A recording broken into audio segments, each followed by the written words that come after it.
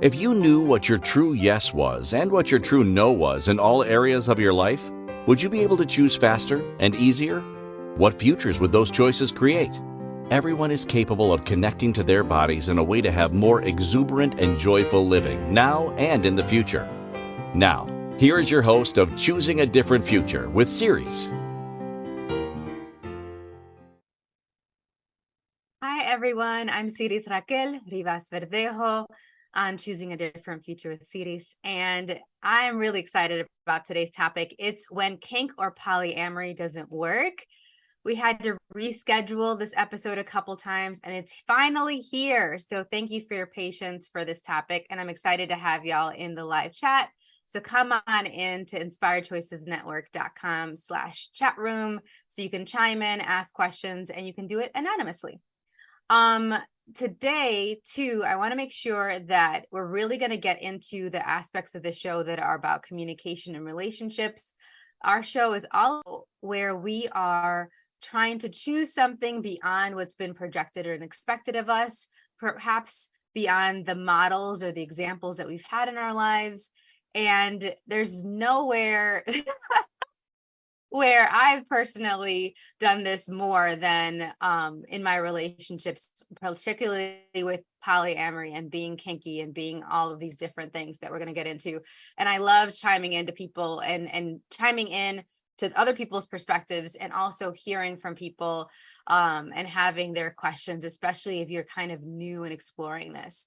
My experiences are personal that I'll be sharing, but also I've been working with people around this for many years now, probably since I was a teenager, but unofficially, and then professionally my whole career. So this has been something that I really love talking about, and you will probably perceive that as I geek out on some of the things that I'll be sharing with you today. This is also really important because we have people that sent in some questions. And if you have any questions, since I am also working very closely with a lot of families, if you have any questions about how this can play out in a family dynamic, go ahead and message me. Go ahead and join in on the chat room if you're listening live, and you can email me at empoweringlightlanguage@gmail.com if you catch this later on as a replay, because I am continually love hearing the feedback and these questions and how these are showing up. Families are constantly evolving, relationships are constantly evolving, and so there might be a question that I haven't heard yet, and I love it when that happens. I'm like, let's look at that. So this is going to be fun.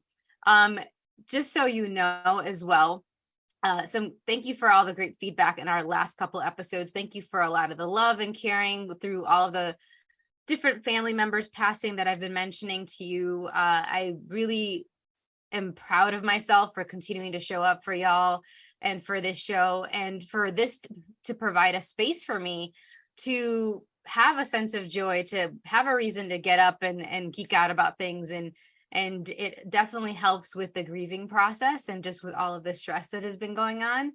So I hope that this episode is that for you as well today, a bit of a yummy treat, and just something to maybe pique your curiosity as well. So if you have any questions, again, jump into the chat room. This is going to be really, really interesting and really, really fun. We already have some people in the chat room. Hi. So let's go ahead and get into it. So today, when kink and polyamory doesn't work. So I'm going to read the description to you. I want to see what you think about this. Notice how your body feels as you're listening to this. Notice how your breathing is affected or not by what I'm saying. So have you played with kink or polyamory? What have your experiences been?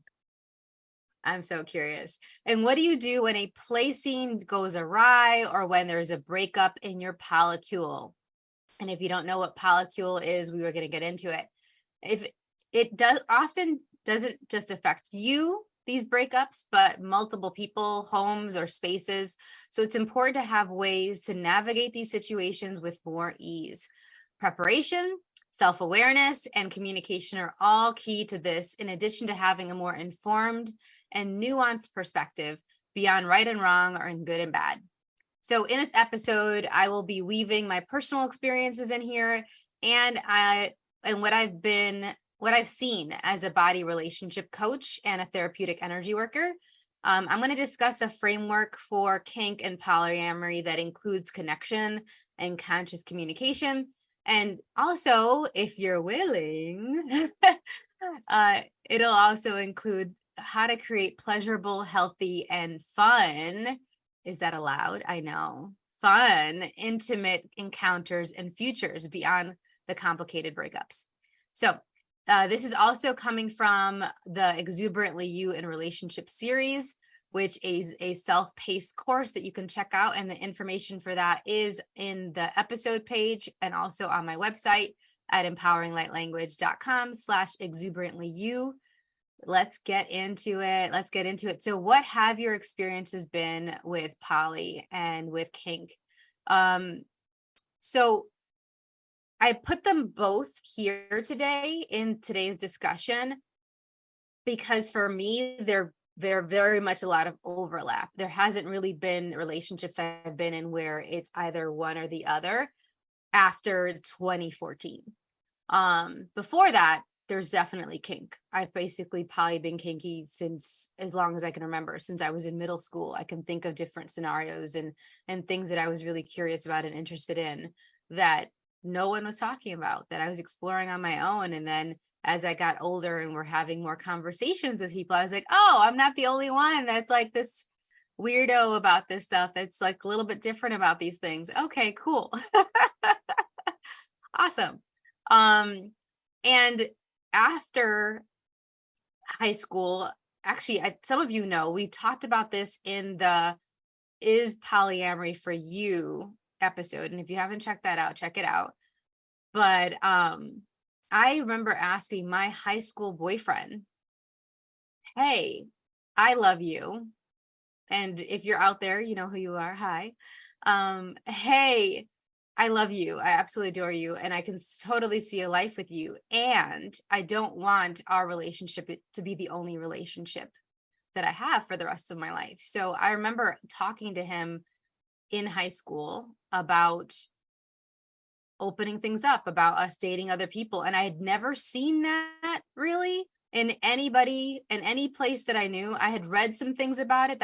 I'm an avid reader, as you know, and as many of y'all know, if you've been listening to the show, I'm often giving tips through books and things like that. And I definitely have some books to recommend today. But I was like, wow, I really want this, and I want other things too. And one of the things that I love about being poly, and you can be poly and not practice poly, is this idea of loving multiple things, loving multiple people.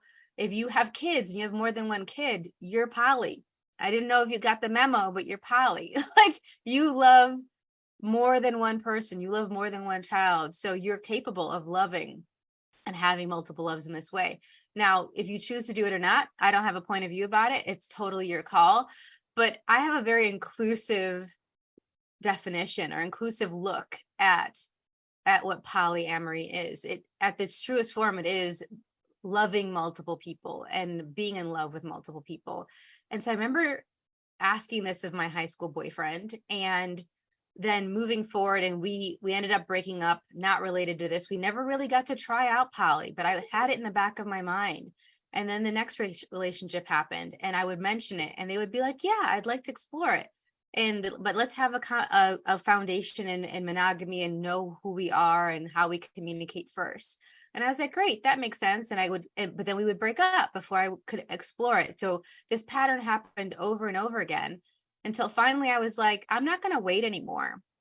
I'm not going to wait to explore this with a partner because I am kinky. I've gotten to explore that. I'd love to see what else is out there. I knew there was way more that I could try out and explore.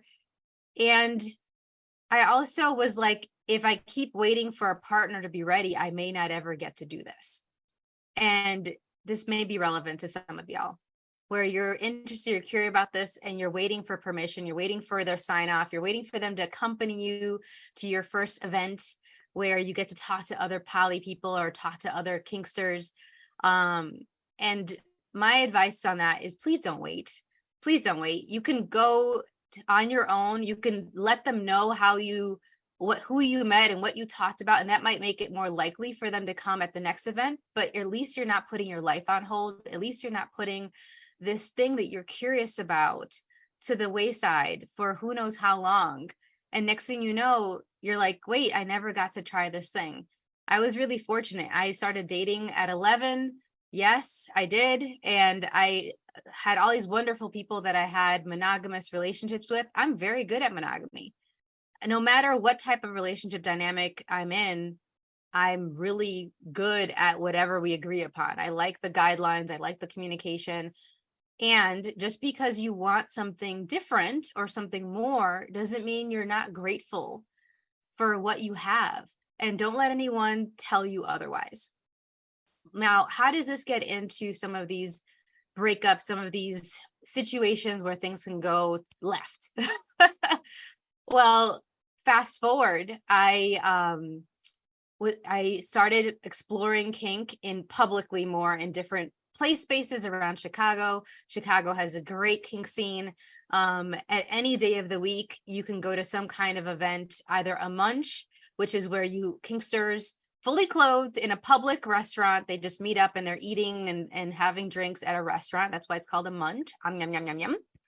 And or you could go to a slosh, which is at a bar, and you're just talking. You're talking as people, and people ask you, what are you into?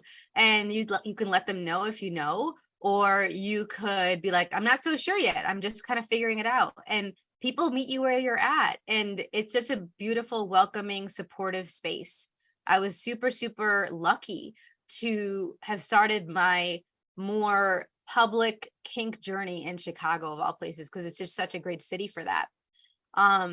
And so there I got to meet some amazing people that I'm still in touch with, including my first poly partner, the first person that I actually got to explore poly with. Instead of it being this theoretical experience, I got to actually play it out. And he was living with his ex at the time. They couldn't afford to part. She couldn't afford to live on her own quite yet. So they were still living together, but they were completely not romantically or sexually connected anymore. And then he was also dating somebody else that I got to know. And over the course of our dating, I decided to have a conversation with the other person he was dating. And it was a woman. So this is a man that I met, and then it was a woman that he was dating. And we started like really being interested in each other as well. And we decided to create a triad. So instead of it being that multiple loves, multiple dating is happening, we actually decided that the three of us were going to date each other individually and together. And I'm so, so glad that I chose to do it that way, because I got to really be present with each person instead of just being like the chaos, the the whirlwind of the three of us together. And it was a whirlwind even with me doing this. It was quite the whirlwind.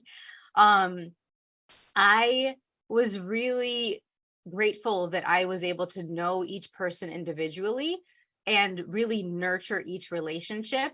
And so when things went differently than I initially expected after a very adventurous, delicious, really fun summer of 3 months of all these different events and all these different things that we were doing, I really got to be clear on what was going to work and what wasn't going to work. And so I'm going to speak to that after this upcoming break. Okay. You're listening to Choosing a Different Future with Siris on the Inspired Choices Network. And when we return, we will continue to discuss when kink and polyamory doesn't work. We'll be right back. Most people haven't been taught how to listen and partner with their bodies in order to create lives that include clarity, pleasure, ease, and connection.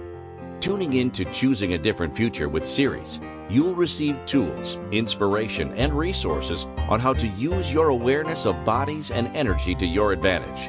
Siris is a family and child coach and therapeutic energy worker who will guide you to get clear and acknowledge what's brilliant, magical, and a gift about you.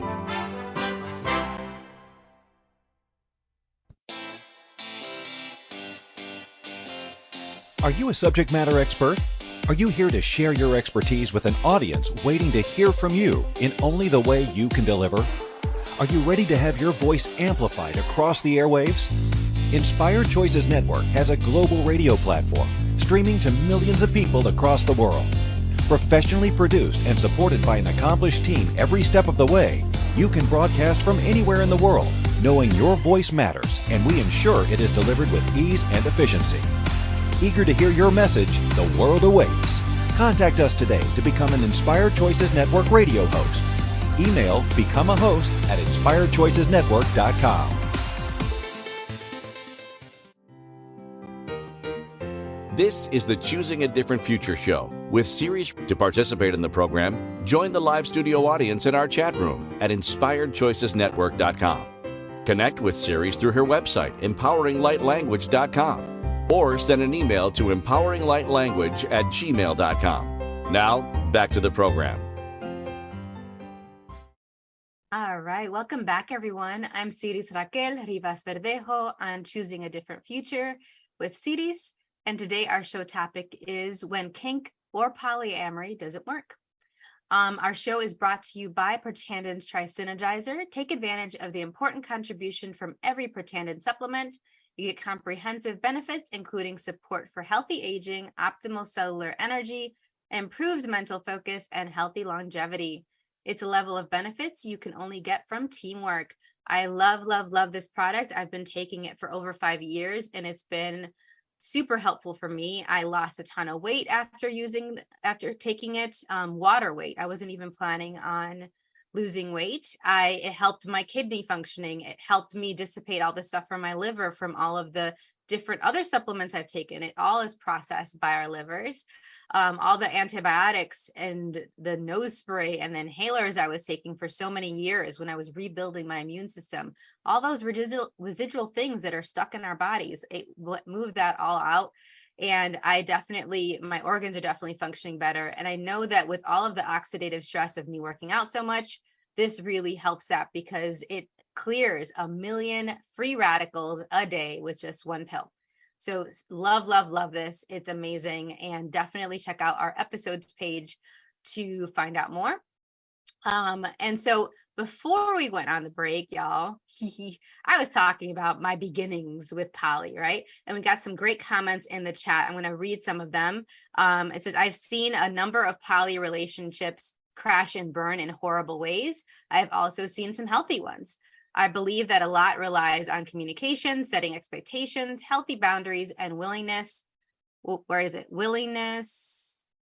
to step away because it's not working, quote unquote, not working anymore.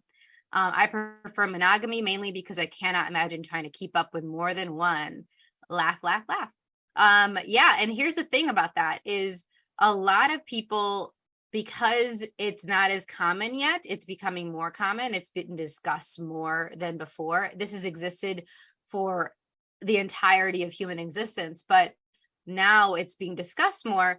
We're actually getting some more nuanced representation. I would love to have better representation. Like I was talking to Justin and I was like, I would love to create a reality show that's a poly reality show that's actually like nuanced and healthy and fun. Or a game show, like a poly game show, because I love game shows and my dream is to be a game show host. Like that would be super, super fun. So if anyone's connected to like a TV network that isn't our Inspired Choices network, because they don't have game shows yet, maybe that's something for us to talk about, Christine.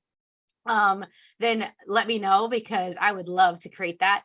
And part of what happens is that people just see all of these breakups, all of the dramas, and that's the only thing that they see with poly and open relationships is the crash and burn. And even though they have that in monogamous relationships, people don't use that to say, well, that's why it doesn't work. You see, they broke up, so monogamy doesn't work. People don't say that about monogamy, and yet it absolutely happens all the time. There's just as much, if not more, crash and burn in some instances. From my experience, certainly my family, than in poly relationships. It really comes to experience. And I love this comment in the chat about communication as well.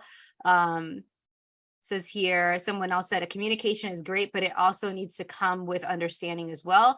A person can communicate all they want, but if the other party doesn't understand, and or isn't retaining what was said, then nothing comes from that. Understanding is the true key, in my opinion. Wow, great stuff. Great discussions in the chat. You definitely want to chime in here and come into the live chat, y'all. This is cool.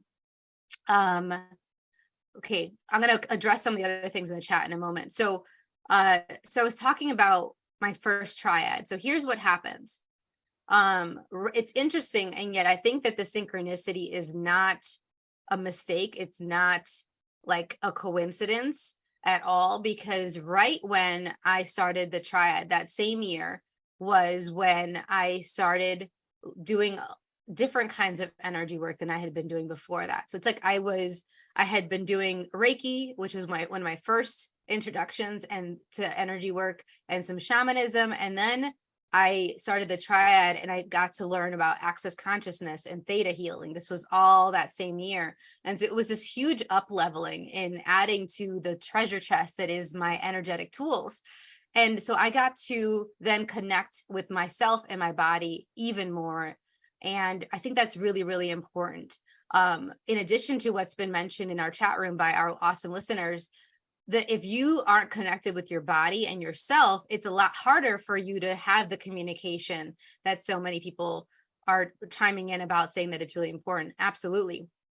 I've always loved communicating. And even then, I know that there's still growth that I can explore and have with my communication, because with each person I interact with, I have to communicate differently. So I have to consider, and instead of being shifting and changing who I am depending on who I'm talking to, and using my gifts and capacities, and I know I'm not the only one that does this, as a shapeshifter against me, I can use it for me. So I can still be who I am, and not in a solid heavy way, but just in a very present way, and know the nuances of, okay, with this person, I need to be a lot quieter. With this person, I need to wait more, or I need to give more explanation. With this person, they want things very succinct and short. Okay. And adapting that way. And so one of the things that I loved and learned about myself through Poly is I got a lot more practice code switching to how each person needed me to communicate and what was required for each person. And it had this beautiful rippling out effect to how I interacted with my friends, and how I interacted with people in my family and at work. So that was a huge contribution. So the first thing I would recommend, if you haven't already done so, is to really look at, are you connected with yourself? Are you connected with your body? Do you have that yes and no that we've been talking about with our bodies in all these other episodes? And if not, please check in with your yes and no today and every day to see what that is for you, and to use that to say, okay, is it time for me to mention this to somebody or not? And yes and no is it's going to work now, or it's not going to work now. It's positive. It'll be amazing. It might be uncomfortable still, and vulnerable and tricky, but it's going to create more. If you get a yes, it'll create more for you to do it in that moment that you get the yes, versus trying to force it when you get that no. But it has no agenda, your yes and no. It doesn't have all of the limiting patterns. It's not based on what your family or your friends are telling you to do. It's really about what's going to truly, truly work for you and for everybody that's involved in that conversation or in that interaction. So the other comment in the chat, I love this, that I really liked here. It says here, I have found discussions to be much healthier and have learned a lot about body autonomy, boundaries, and respectful interactions from people in the poly or S&M world. I find that those are the most comfortable conversations I've had in regard to sex and being human. Immense gratitude. Yeah, I think a lot of people, even before I was publicly poly and publicly kinky and all these different things, people knew that they could talk to me about things because I wouldn't judge them, because I was reading a lot, even though I hadn't experienced it in high school yet myself. I was an avid reader. I was really approachable about these things. I'm going to toot my own horn a little bit about this. And people would be shocked that I hadn't had these experiences, but I would give them ideas and resources and, hey, check out this article. Hey, look at this book. Even when I was like 16, 17, I was doing that. And it just kept going since then. And so I think this other piece of like having a space and being around people that you can freely communicate and talk with is something that I actually missed. I missed that so much when I was living in Savannah, Georgia, that the scene there isn't as active. I didn't feel as safe there. And then finally, with one of my partners that I was with there, we went to Jacksonville, which has a really cool play space. And I got to just sit around and talk with people again in a place where I didn't have to explain myself so much, and where I didn't have to feel like I had to walk on eggshells or be as careful. And I could just say, this is what I'm into, and this is what my dynamic is with my partner, and my partner has these two other partners, and this is what's going on. And just I could feel this tension that I didn't even know I had melt out of my body. And that's, again, that connection to your body is like, I knew I was tense about that. I knew that it wasn't quite the long-term option place for me living in Savannah. I made it work. I have some wonderful friends there. I am still visiting there on a regular basis. And yet for me to live there, given all the aspects and things I wanted as a part of my life, even beyond the kink and poly, it wasn't going to work. But man, when you have that connection, you know those spaces, you know those people that help you melt. Now, here's the thing. We're talking about when things go awry. If you're not connected to yourself and your body, when you're doing a play scene, when you're doing a kink scene, it can go really different. It can go things unplanned if you're not picking the play partners or the romantic partners that your body's actually like softens around. Okay. Or interacting with the person that usually it's a yes to be around them, but maybe they're in a bad mood that day, or maybe they need space, and it's a no in that moment for you to interact with them, because it's not gonna work for either of you. So you have that moment, so you give that space. And this is something that I got to use, thankfully, over and over and over again as I tried electro play, as I tried fire play, as I was having all these different group dynamics. I tried, there's flogging. I love flogging, whipping, all these different things, rope bondage, you name it. If you have a connection to yourself and your body, when you're even considering it, you'll be like, is that a yes for me to try it? Or is that a absolutely not my kink? Sorry, but you go have fun. You do you, boo, but you go have fun. So connect to yourself and your body, and you will probably not have a lot of those kink scenes that go left. I actually haven't, I can't say I've had not one that was like, something got on fire, or somebody was hurt, or it went too far. I never had that. I can honestly say I never had that. And again, it was because right when I started doing all these things in different play spaces, I also had all these other tools in my arsenal that helped me be really present with my body. I also didn't choose to drink alcohol or do drugs while doing different scenes. I know that in play spaces, most of them have policies around this that vary depending on which place you go to around the country. I definitely recommend for you to not use any alcohol and drugs when you're doing scenes, especially initially, because you won't know how much pain you're really in, and when to say stop or when to say back off, I need a break. You're not as present with the pleasure you can receive as well. When you're really with your body in those scenes, you can really enjoy those scenes if you want, if that's something that you're interested in. Okay, so just a thought, just an idea. So a lot of the scenes that I've seen that went really left, where someone had like welts or bruises beyond what they wanted, because some people like having marks and some people don't. Some people, they don't even talk about those things before going into a scene with somebody, which I don't recommend. I recommend actually having pretty detailed conversations about where you'd like it to go, what's off limits, what's on limits, what are the safe words, before you even go to a play space. But if you pick up somebody at a play space that you want to play with, take the time to have those conversations before you go ahead and you're on the St. Andrew's cross, before you're getting flogged, before you're naked in front of them, or somewhat naked in front of them. All these different things are super, super important. Okay, we have somebody that sent in some questions. So I'm going to go ahead and let's go ahead and take our next break now. And then when we come back, we're going to address some of these questions that were sent in. Okay. I'm excited to address these. Thank you for sending them in. So you're listening to Choosing a Different Future with Siris, with myself, Siris, on the Inspired Choices Network. And when we return, we will continue to discuss when kink or polyamory doesn't work. We'll be right back. Most people haven't been taught how to listen and partner with their bodies in order to create lives that include clarity, pleasure, ease, and connection. Tuning in to Choosing a Different Future with Siris, you'll receive tools, inspiration, and resources on how to use your awareness of bodies and energy to your advantage. Siris is a family and child coach and therapeutic energy worker who will guide you to get clear and acknowledge what's brilliant, magical, and a gift about you.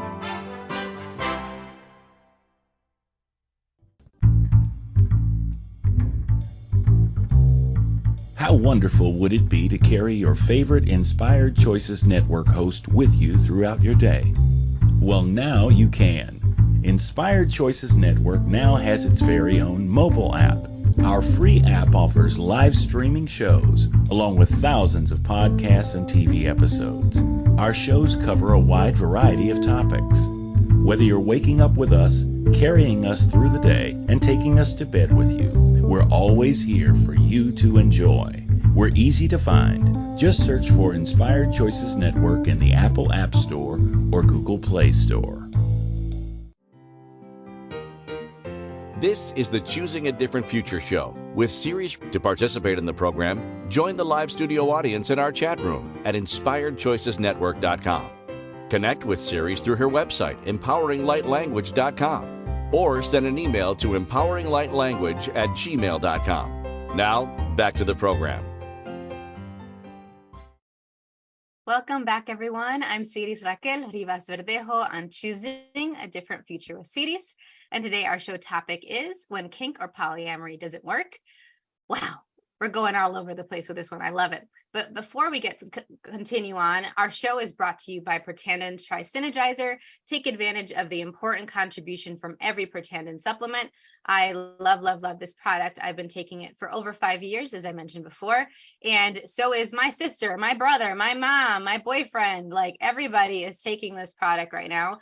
I have my aunts and uncles taking this product. It was a huge game changer for us during the pandemic. So grateful for it boosting our immune system and really undoing a lot of the stuff that we'd experienced before taking the product. And then now I get to take it as maintenance to make sure that I'm undoing all of the oxidative stress that my body's going through all the time. And if you don't know about oxidative stress, message me and we can have a bit of a chat.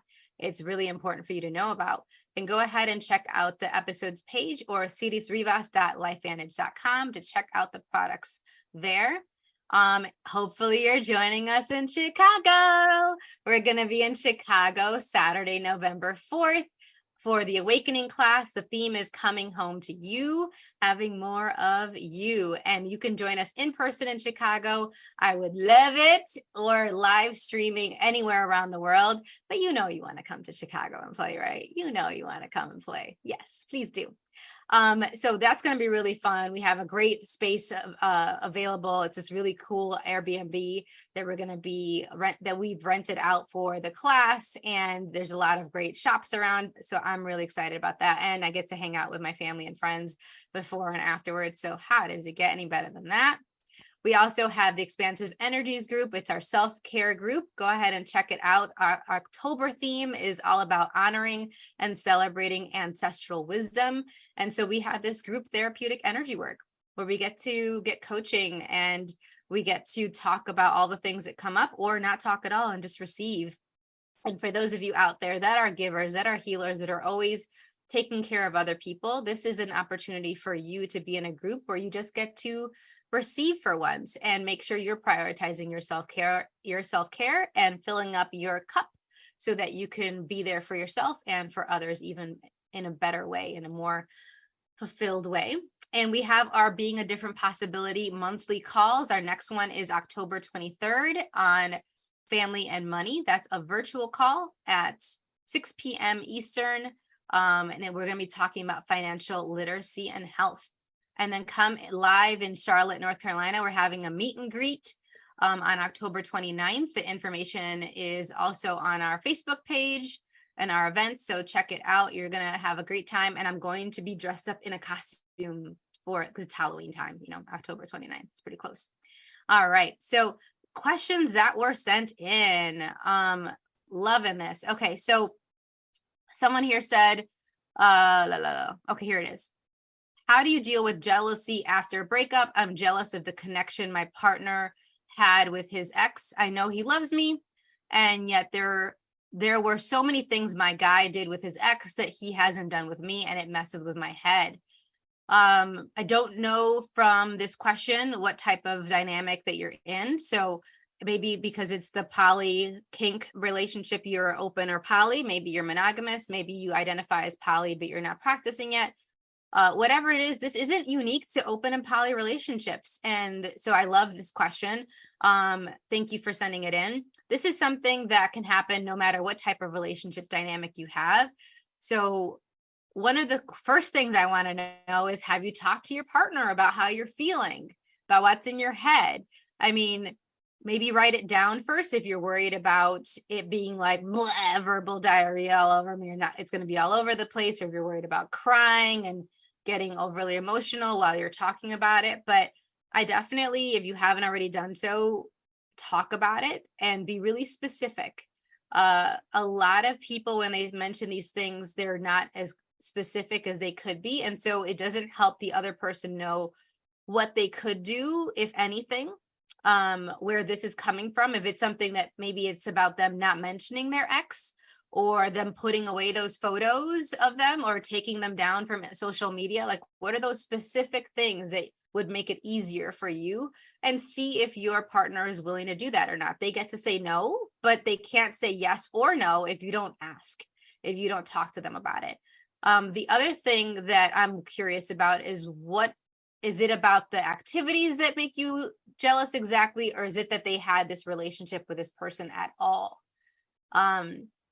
I ask because if it's having this relationship at all, that's a lot harder to tackle because we all have a past. We all have had other experiences with other people. I remember one of my exes, like he was 10 years younger than me, and but very mature in a lot of ways, had his own business, traveled the world, and was so in love with him. Like when we broke up, I was really devastated. I thought I was devastated after my second fiance. No, this one really did me in. And part of it is, all the more, was because he was using my experience to judge me. He was like, I'm never going to have as much experience as you. I'm never going to have done all these different things. And I was like, I don't need you to have had all these experiences. I thought we could leverage that experience to create something really cool together, and we could have some new ones. There's plenty of stuff I still haven't tried, and I certainly haven't done these certain things with you that you're interested in. So what if we went there and we went for it? And so it was really hard to hear that, because we did have really something beautiful, that he later on acknowledged and apologized with how he broke things off. But at the time, it was so hard to hear that something that I can't change, there was nothing I could do anything about, was being used to create this separation, and also to judge him. So he was using my accomplishments, things I was proud of, things that were, I'm a badass about this, like this is something that I do, and saying, oh, I can't do that, or I haven't done that, and so I'm less than. And he recognized that it wasn't that I was making him inferior. It was all the things he was creating in his head. And there was a lot of stress in his life going on at the time. So there was multiple factors. But I'm wondering for you if it's about that they had an ex at all, or they had all these experiences at all, because honey, they can't change that. I couldn't have changed it. You can't change the exes if you've had. He can't change the exes that he's had. So I hope it's not that, because then that would need a more in-depth conversation that I can't really address completely today. But I definitely want you to look at your confidence level, because it does indicate an insecurity on your part. And that's something for you to look at, the things that can start building up your confidence. And that's one of the things I love to support people through. So reach out if you'd like to build up your confidence, so that it doesn't wig you out quite so much that this person had these other experiences with somebody else. Now, if it's about activities, that is totally manageable, totally doable, because you write down the activities that you're like, man, I wish I could have done that, or that we could do that together, and write them down, the ones specifically, again, that you're interested in doing, that you're like, oh man, we never got to do that, and see which ones that are truly a yes for you to do, that would work for you and your body to do, and then go from there. This is the other side of the breakups, right? The fallout part, like okay, they broke up with this other person, but their baby's still in the weeds, or they're still processing that breakup, and then you're with them. That happens a lot in polycules. So I promise, as promised, polycules is just the multiple people that are involved, like nucleus, like this is the molecule, right? It's coming together. There's this unit of people together. Well, polycule is this unit of at least 2 or more people, right, that are in relationship or in connection in some way. And so my polycule, my most complicated polycule, was me, and then I was dating other people, and then my primary partner at the time had 2 other partners, one of which was his wife, and another partner that they'd been with for many years. And then his wife also had another partner, and the second, third partner, I don't know what number it would be, was also dating other people. So all the central molecule was my ex, my then partner, and his wife, and the 3 partners that he had, including me. And we were in communication with each other, and the things that they were doing sometimes affected us. And when they would consider breaking up, which they did at one point, it definitely had a reverberation throughout the polycule, because you're often supporting your partner through different things, right? But back to your question. So I want to make sure that you're looking at the activities that you can do, and put them on the calendar, like have some accountability, make them date nights, see what would be a good rhythm given all the different other demands in your life. If you have kids, if you have a career that's pretty demanding, look at that. But have this conversation with specificity, and have things ready to go, because your partner's probably going to ask, what can I do? Like, you're so jealous, what is it that I can do? And if you're like, there's nothing for you to do, they're just going to be like, you lay this mess in front of me and you want me to sort through it, but I'm not actually going to get to anything. There's nothing that's going to come from this. And so I'm just going to have this in the back of my head, and I'm going to worry about it, but I won't have any game plan. I won't have a blueprint for how we can soar beyond this. And I'd love for you to be able to soar beyond it. So check that out. And if you're not actually looking at how much of this you're maybe picking up on from his ex, like how much is his ex also jealous of you, and the jealousy that you're feeling, maybe that you're perceiving it from his ex. I've definitely had that as well. Where I'm picking up on the thoughts, feelings, and emotions of my partner's partners, or of my partner's exes. And that's when I use those energetic tools to return it to them, to move it out of my body. And so that might be also something for you to consider, is like, is this even yours? Does this even belong to you? All right. Another question sent in. I love this. My non-ENM family, so ENM is ethical non-monogamy. My non-ENM family and friends don't get why I'm upset about my breakup. They think I brought this upon myself by being in a poly relationship. My ex-boyfriend cheated on me by not following our agreed upon steps to check in before having sex with someone else. For us, if it's someone we both know, we could go ahead and have sex with the person as long as we practice safe sex. He didn't do this. He hooked up with someone that I didn't know and didn't check with me beforehand. I felt so violated, and I would have considered forgiving him, but this wasn't the first time. Whew. Wow. Okay. Yeah, I got it. And how can I make my family and friends see that my loss is just as valid as anyone else's who has a breakup? Baby. Okay. Honey, sweetie, baby cakes. You're right. You're right. Your feelings are valid. And I'm sorry that while you're navigating the energies of this breakup, you're also contending with judgment from people that love you, or that say that they love you. your family may not get it ever.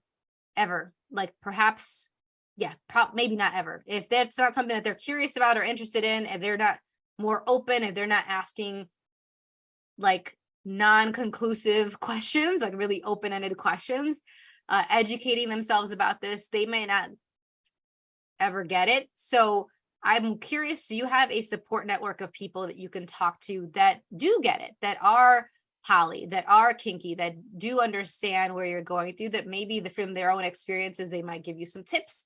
They might just provide a listening ear, a shoulder to cry on. And if you don't have that in your in-person network, maybe check out some of the Facebook groups. There's a lot of groups that are poly groups that people vent in there. Or they like, hey, this is what I'm dealing with. Any tips on this? Can anyone else relate? And there's a lot of people in these groups, like tens of thousands of people in some of these groups. And there's some of them that are even based on area. So if you don't already know people in your area, you may be able to talk with them online. And then when it's a yes for you, if it's ever a yes for you, you can meet in person and maybe talk over some tea or coffee or a cocktail, whatever works for you, and get that support from people that will actually get it. And stop banging your head against the family and friends that just are going to judge you and are not going to get it. They're not right now. And you don't need to expend your energy that way when you can use your energy to heal, to find joy again, to dissipate any of the sadness and that's bringing this up in your world, that's being brought up in your world about this breakup. Okay. Whoa, this is making me stutter, which means there's a lot of charge here.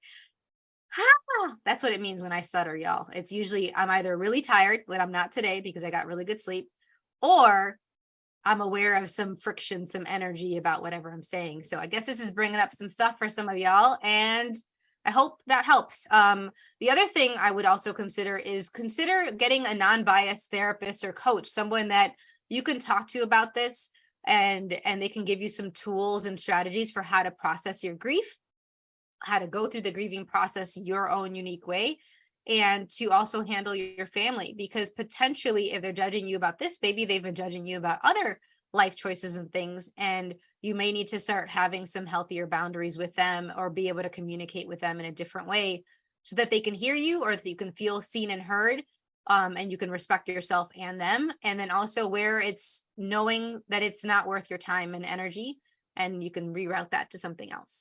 So either way, you can do it. You got this, and your feelings are valid. Thank you for sending in the question. All right. It is time for our next break, isn't it? Yep.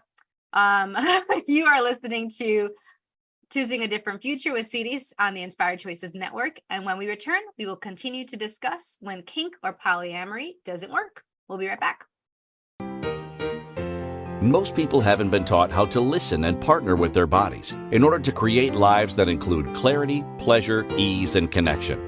Tuning in to Choosing a Different Future with Siris, you'll receive tools, inspiration, and resources on how to use your awareness of bodies and energy to your advantage. Siris is a family and child coach and therapeutic energy worker who will guide you to get clear and acknowledge what's brilliant, magical, and a gift about you.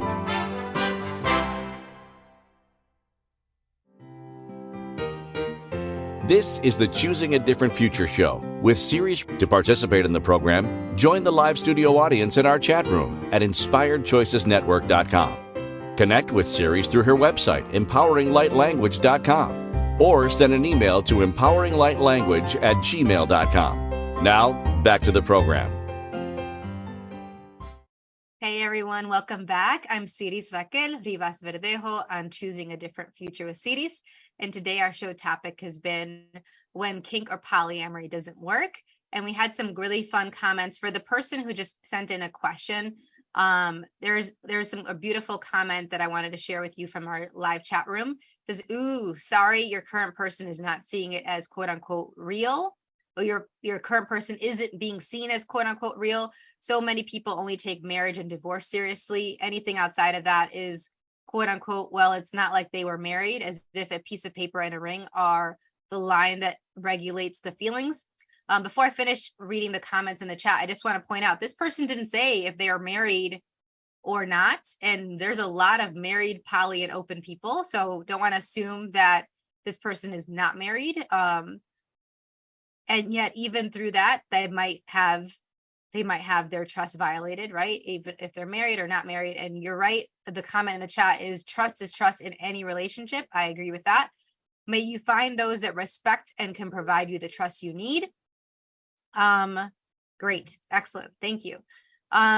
So got some more people loving on you and hearing you and empathizing with you. So, and I definitely empathize with you as well.